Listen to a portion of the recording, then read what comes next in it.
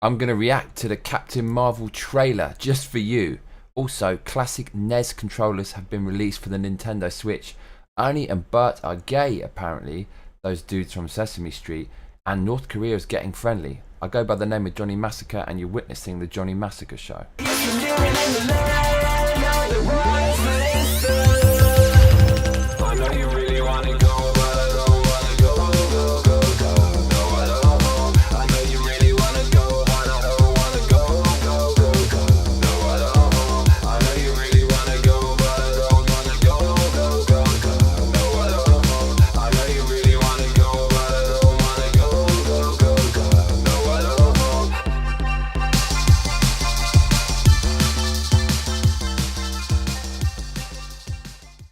So the Captain Marvel trailer has come out and I'm going to react to it now.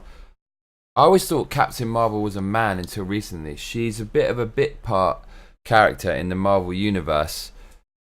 She's not exactly Spider-Man or Wolverine or someone like that, or even anything approaching levels of DC notoriety, Batman, Joker, whatever. She is a character that's been in the background for most of comics history. Let's be honest. So it's going to be interesting to see what angle they take with this movie. It's by Disney. Let's hope it doesn't have loads of weird SJW themes that betray the agenda of the people who are making the film. Please God, no SJW shit. Are you ready? Let us begin. The first trailer for Captain Marvel.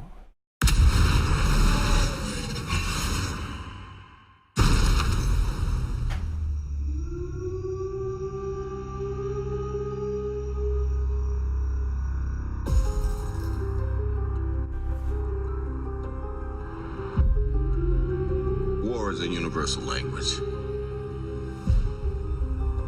I know a renegade soldier when I see one. Never occurred to me that one might come from above.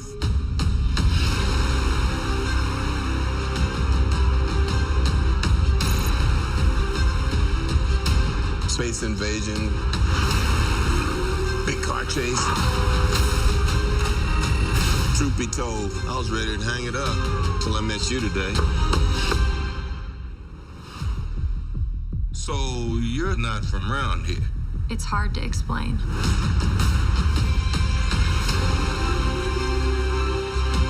I keep having these memories. I see flashes. I think I had a life here. But I can't tell if it's real.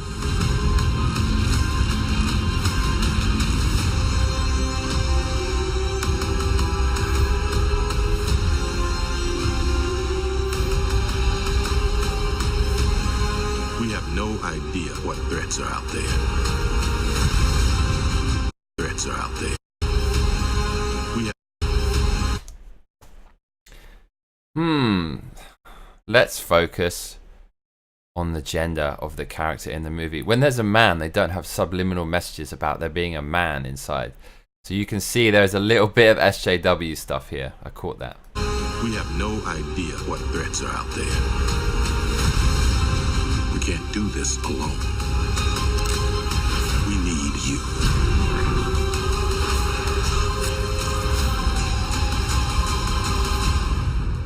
I'm not what you think I am.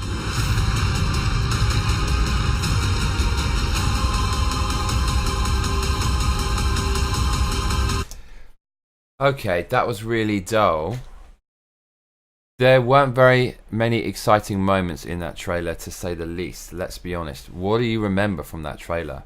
You see her in a green suit that doesn't look particularly special. It looks like something out of the 1990s Power Rangers series. And you see her looking moody a little bit. You saw Samuel L. Jackson, and you heard the movie take the piss out of itself, its own plot. The guy said space invasion, car chase. Yeah, that's exactly what I was thinking. This is pretty unoriginal, just aliens coming to take over the world. But at least it's weird that they didn't show more special effects in that. I thought that is Disney and Marvel's hallmark. So maybe they're making this a little bit more introspective, a little bit more character driven. Is that enough to draw people into the film? I don't think so. I think they really have to reveal a lot more to get people to come and see this film. I just think people are not going to care. Captain Marvel. That was pretty disappointing. I can't say that I'm not surprised. In other news, classic NES controllers are being released for the Nintendo Switch. I remember the NES. I really wanted one, but I didn't have one. It's pretty much the only console that I never had. Seriously. I had the Sega Mega Drive and everything since then. The Super Nintendo Entertainment System, PlayStation 1, PlayStation 2, PlayStation 3, Sega Saturn, Dreamcast, and handhelds and stuff like that. But I never had a NES, and I really wanted one. That shit looked amazing when it came out. Amazing. And so when I saw that they're releasing the original controllers for the NES for the Nintendo Switch, I felt kind of nostalgic and kind of happy. I was happy, mama. I was so happy when I saw the controller. Now you can seize it too. Here you go. Nintendo unveils official NES controllers for the Switch. And the only way you can get these is to sign up to Nintendo's online service. I don't have a Switch, but there's been a massive backlash against Nintendo's online service. Apparently it was free for ages, and now they just stuck it in there, and it's not very good, and you've still got to pay. It doesn't offer very good value. There are people losing their shit on YouTube, going absolutely nuts about it, because it was done in such a cynical way. I don't really see what the huge deal is, because with all the other consoles you have to pay to play online, and they are now all doing this thing where if you sign up you get all these bonuses to encourage you, like free games you can download, and you earn them for as long as they're on your hard drive. And in Nintendo's case, they're offering these controllers. But I can see why people have been talking shit about Nintendo. This is not related to the online subscription at all. If you're getting something that you can do online, then it kind of makes sense that you should sign up. But if you can only get this controller if you sign up to their online service, it's bullshit. They were blatantly going to release it anyways, and they thought, oh, how can we try to make people calm down? I know this thing that's coming out anyways, we won't release it, and then we'll say if you're a member of our online service you can have it and people will like us. That's bullshit, Nintendo. Just release these pads for anyone who wants to buy them. One of the good things about them is that they're wireless. The original NES control pads, they had wires that were about as long as your forearm, so you'd have to have your nose glued to the TV screen if you wanted to play on the NES. So I was happy to see these NES controllers are coming back, regardless of the politics surrounding them. So in other news, Ernie and Bert are gay apparently. So, oh man, this is part of SJW Watch. I should make a section called SJW Watch because there's so much SJW fake news bullshit. It's even faker than the news that I talk about. So we need a section for this because it seems to be in every episode. But man, I've got so much SJW stuff that I could go through, but I just can't be asked because it's so dull. Let's talk about the Sesame Street nonsense though. So yeah, Sesame Street has been criticised after denying writers' claim that Bert and Ernie are gay. So Pink News, oh, this is a feminist website. That is a red flag right from the off.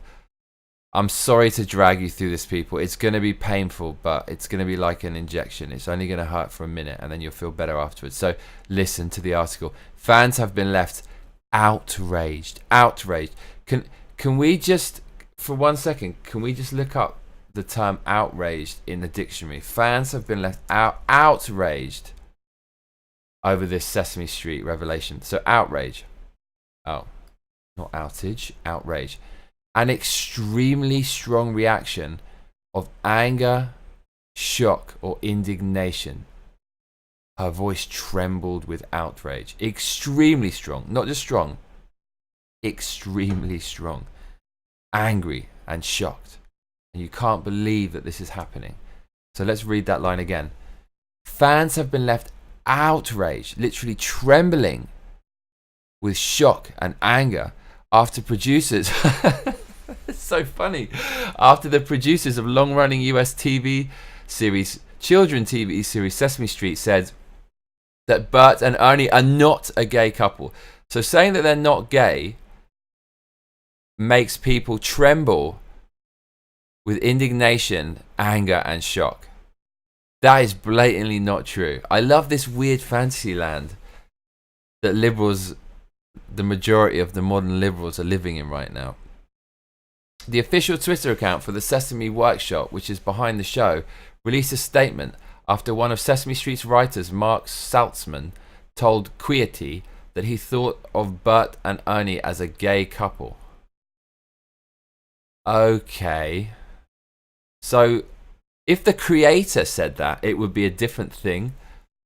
But one of the writers did, so maybe the writer's gay.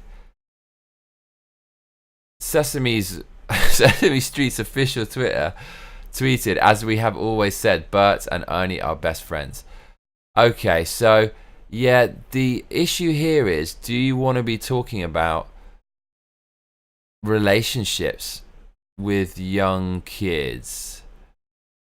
Shouldn't it just be about friendships and stuff? Because we don't develop sexually until we're going into our teen years.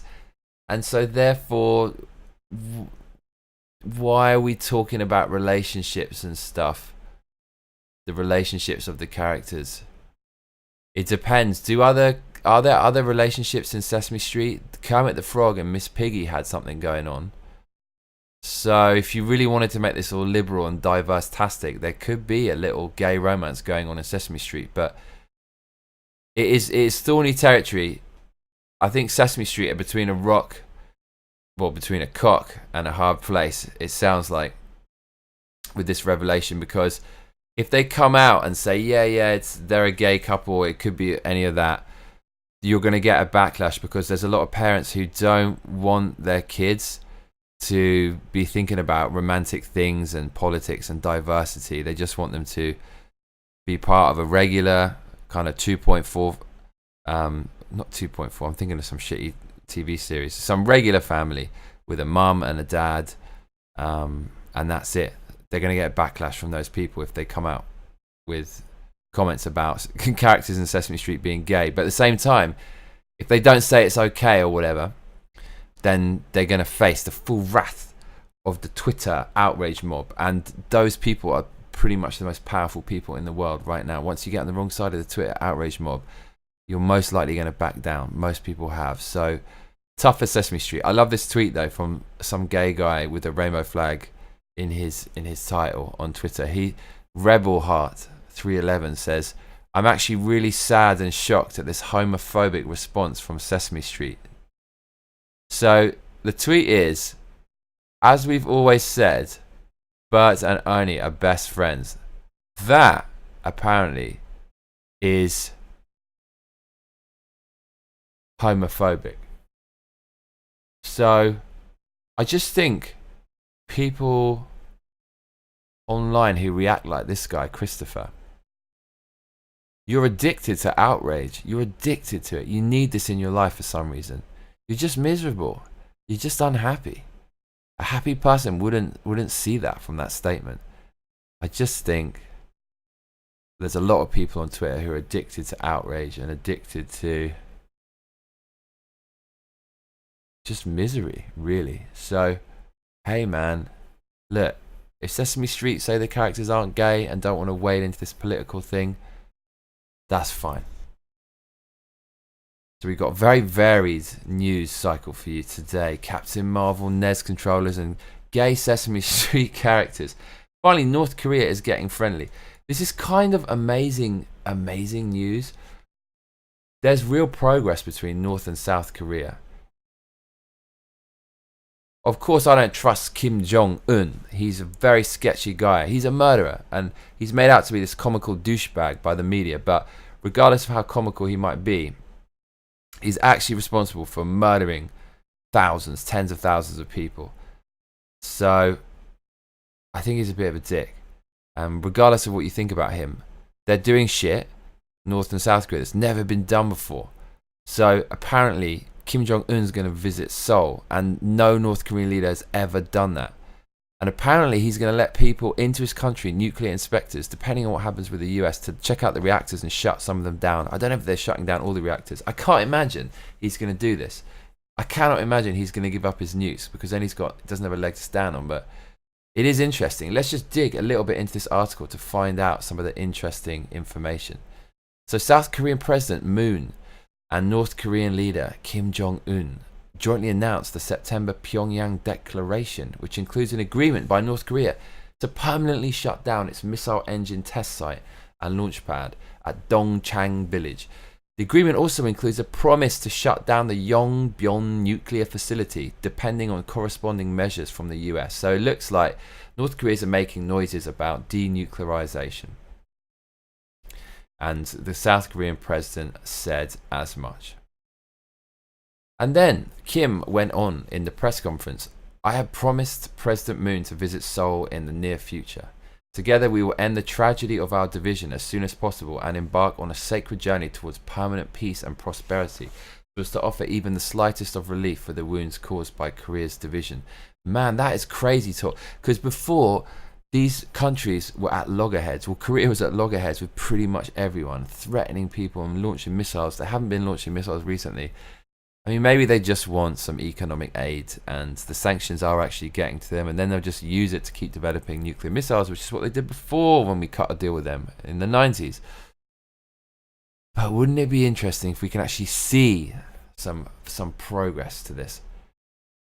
One of the interesting things about this article was when the topic of the Olympics came up.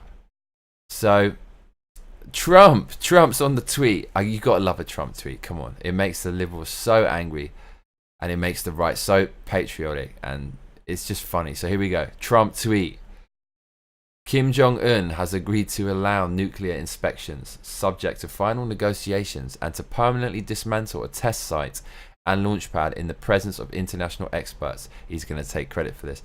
In the meantime, there will be no rocket or nuclear testing. Hero remains to continue being returned home to the United States. Also, North and South Korea will file a joint bid to host the 2032 Olympics. Very exciting.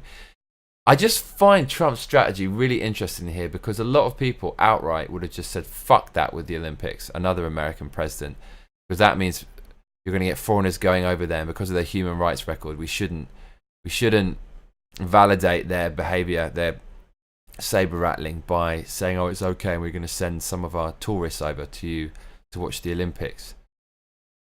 And they're probably going to spike it and rig it as well. But Trump has really opened the door. He said a lot of nice things about the North Korean leader, and I think some people would argue you don't want to validate a bully's behavior, but at the same time it might just be what this narcissistic leader needs, is some kind of acceptance on the world stage. So Trump is playing it nice with him.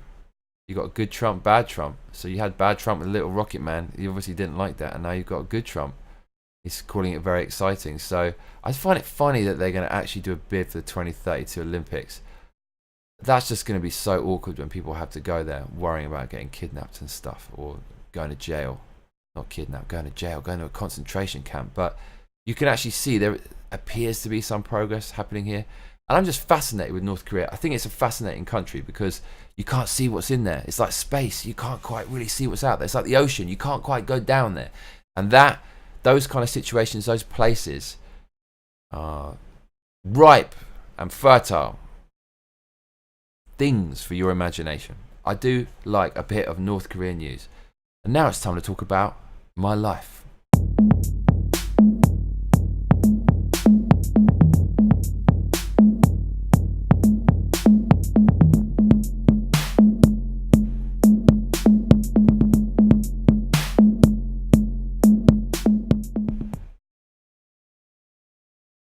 All I talk about is music and cayenne pepper.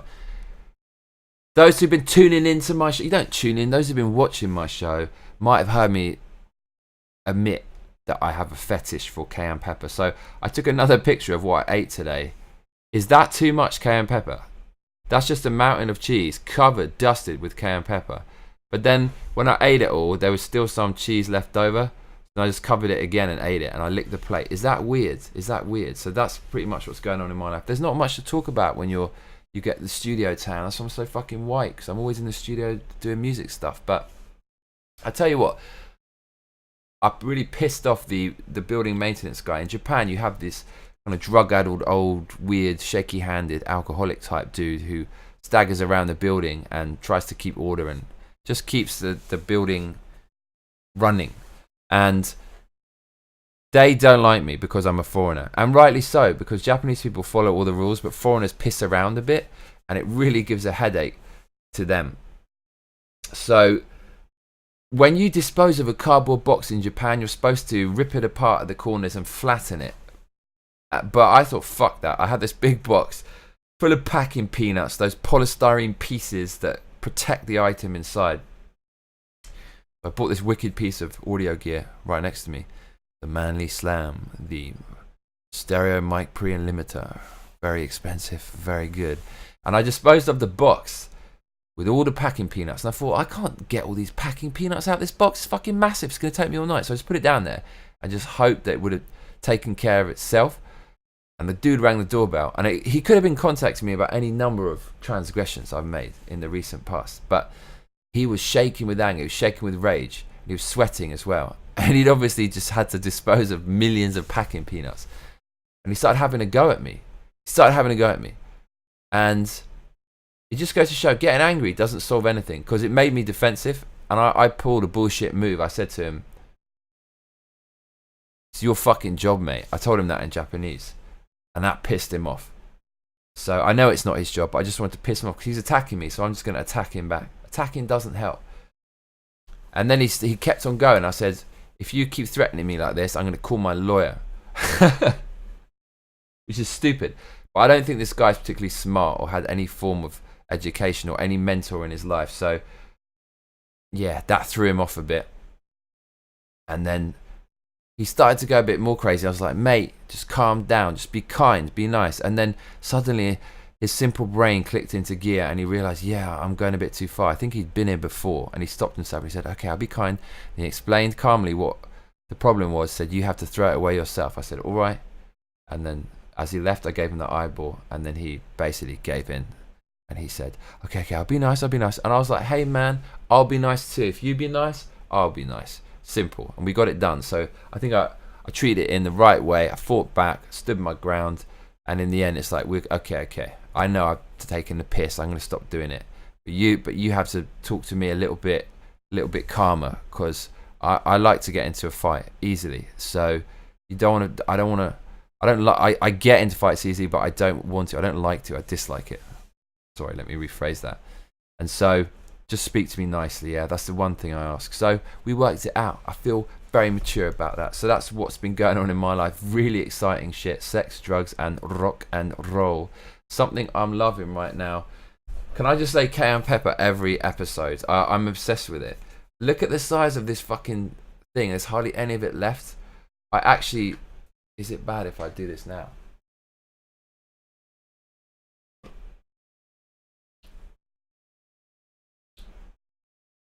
I just love cayenne pepper, man. I absolutely love this shit. I don't know what it is about it, but I love it too fucking much. Got my French's yellow mustard from fucking Costco. No colours from artificial sources, no artificial flavours, gluten free. Wow. There's zero of everything in here. 2% sodium, but to zero everything else. So 0 calories per 5 grams. So I just drown my food in this shit. I'm going hard on it. I like mustard too. I'm loving that right now. So I went by the name of Johnny Massacre, and you've been witnessing the Johnny Massacre Show. See you later.